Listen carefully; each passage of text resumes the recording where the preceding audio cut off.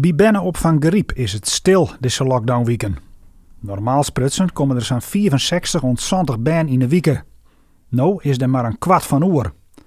Alleen nog ben van ouden met een vitaal beroep binnen welkom. En dat vinden ze best dreig in Griep. We vinden het gewoon vervelend voor de ouders dat ze net komen kennen. Want de ouders moeten vaak wel gewoon aan het werk. En er wordt nou een heel duidelijk onderscheid maken tussen bepaalde ouders maar dan ook hun baan brengen en andere ouders net. Terwijl ze lekker goed aan het werk moeten.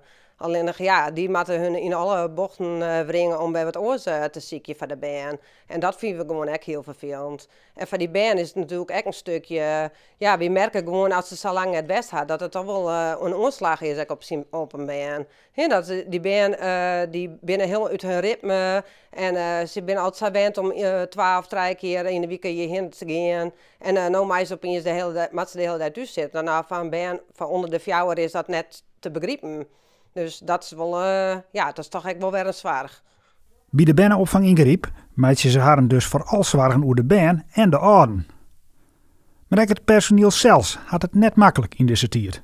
We zorgen de baan net meer en we onderhouden de contacten volle minder. Dus ja, het is voor u denk ik hetzelfde gevoel als voor de ouders. Dat we gewoon, dat het krijgt of staat je werk even stil. Ben van ouden met een vitaal beroep binnen dus welkom. Liek als zwaar personeel of mensen die werkzaam binnen in het onderwijs. De klanten van de bennenopvang jouwen dat zelfs aan.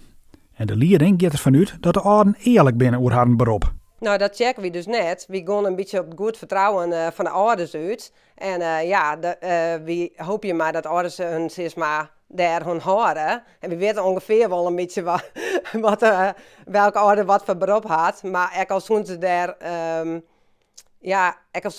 net helemaal eerlijk over wezen, waar ben we om dat te beoordelen? Ja, dus daar ga ik geen discussie over met de ouder. Nee. Bij bennenopvang Griep hoop je ze dat de lockdown op 19 januari voorbij is. Maar ze hadden wel twijfels over. Nou, ik denk dat we hier voorlopig nog net vanaf zijn. En het zou me niks verbazen dat we nog eind januari, voordat het weer open gaat, heel alles. Maar ja, we hopen natuurlijk het beste ervan en dat het 19 januari wel loskennen. Maar ik weet het net, het moet nog zien.